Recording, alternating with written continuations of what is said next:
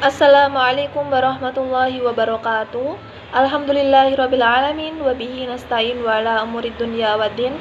Assalatu wassalamu ala asrafil anbiya'i wal mursalin Sayyidina wa maulana Muhammadin amma ba'd. Kepada yang terhormat Ibu Syailin Nihla Khairin Atalina MPD selaku dosen pengampu mata kuliah penelitian tindakan kelas. Perkenalkan, saya Pujati. Saya akan mempresentasikan artikel penelitian tindakan kelas yang berjudul Upaya Peningkatan Motivasi dan Hasil Belajar Peserta Didik melalui Model Pembelajaran Number Head Together berbantuan media roda baru pada materi bangun ruang kelas 5 di MI Miftahul Huda Kedung Cino. Yang pertama yaitu latar belakang masalah.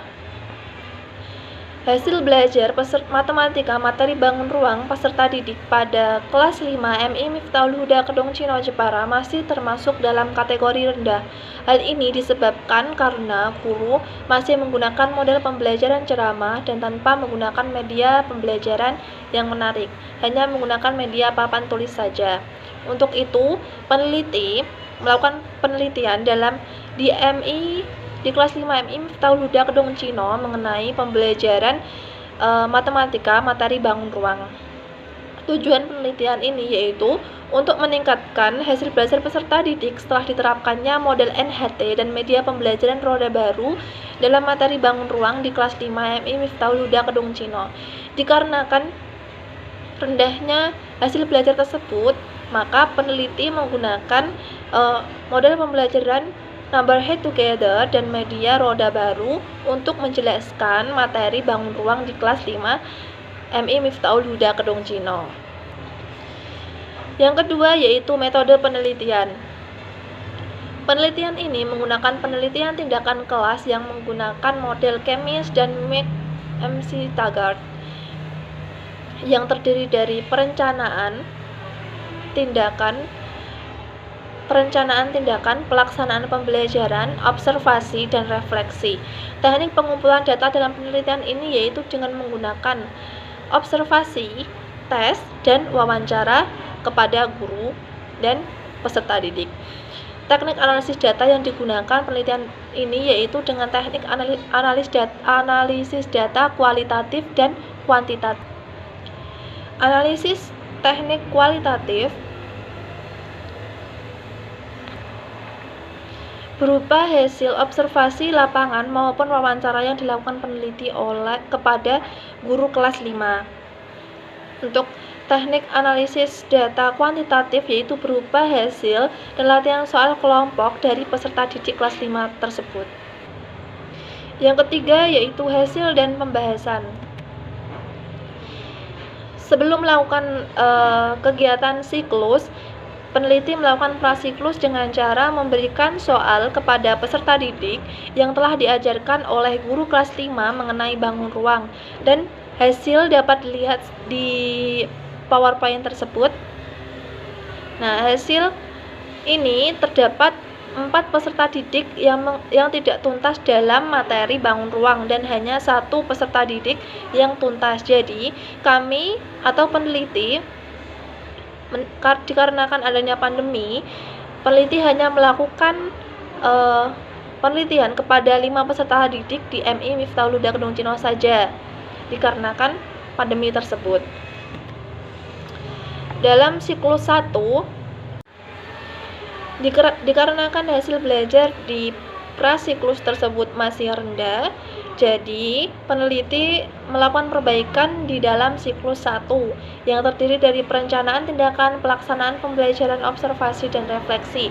Dalam perencanaan tindakan, guru memberikan lembar kerja kelompok.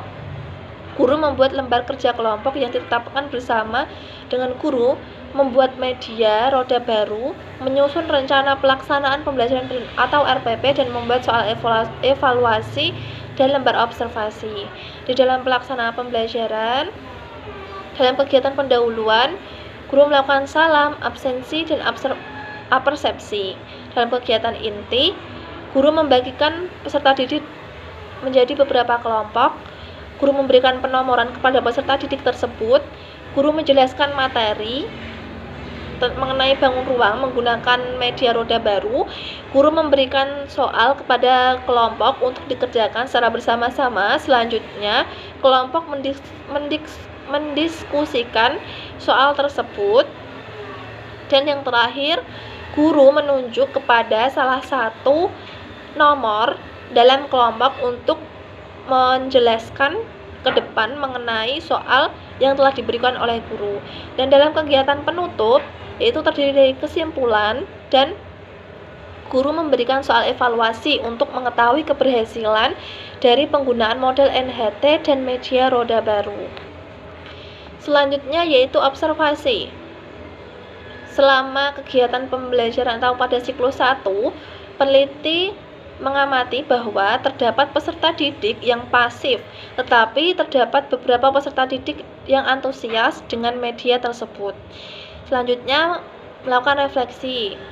Kelebihan dari pembelajaran ini, pembelajaran bangun ruang menggunakan model pembelajaran NHT dan media pembelajaran roda baru, kelebihannya yaitu hasil tes dari peserta didik mengalami peningkatan dan pembelajaran berpusat pada peserta didik karena dengan menggunakan model pembelajaran NHT, peserta didik berkelompok dengan peserta didiknya sehingga pembelajaran berpusat pada siswa.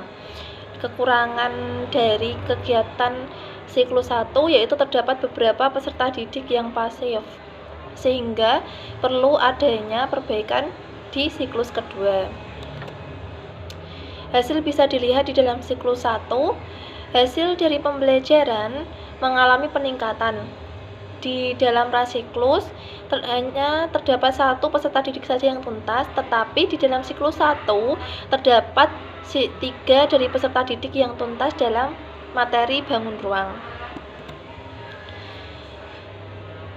Dikarenakan terdapat beberapa peserta didik yang belum tuntas, sehingga dilakukan tindakan perbaikan pada siklus yang kedua. Langkah yang pertama yaitu perencanaan tindakan. Perencanaan tindakan sama sebenarnya dengan siklus 1, tetapi dalam siklus 2 guru lebih menekankan motivasi peserta didik dalam belajar agar lebih aktif dalam pembelajaran dan agar peserta didik berani bertanya kepada guru atau peneliti mengenai materi bangun ruang yang belum dipahami. Dalam pelaksanaan pembelajaran sama dengan siklus 1, hanya saja peserta didik guru lebih menekankan pada aktif, peserta didik aktif agar aktif dan berani untuk bertanya. Pada siklus 2, observasinya, kelima peserta didik aktif dalam proses pembelajaran. Mereka tidak sungkan untuk bertanya mengenai materi yang belum dipahami, dan interaksi antara peserta didik juga sudah baik. Jadi, peserta didik sudah berani untuk bertanya kepada peneliti dan guru, dan peserta didik juga aktif belajar berkelompok dengan teman sebayanya. Dan refleksi, peserta didik aktif dalam pembelajaran dan mulai memiliki motivasi belajar yang tinggi sehingga kekurangan pada siklus sebelumnya sudah mengalami perbaikan. Selanjutnya, pembahasan. Hasil dari siklus 2, semua peserta didik mengalami ketuntasan dalam materi bangun ruang. Dalam pembahasan dapat dilihat pada prasiklus, siklus 1 dan siklus 2. Jadi, dalam prasiklus terdapat hanya satu peserta didik saja yang tuntas, dan dalam siklus 1 terdapat peningkatan menjadi 3 peserta didik yang tuntas, dan siklus yang kedua terdapat 5 peserta didik yang tuntas atau semua dari peserta didik tuntas dalam pembelajaran materi bangun ruang. Nah, terakhir yaitu kesimpulan.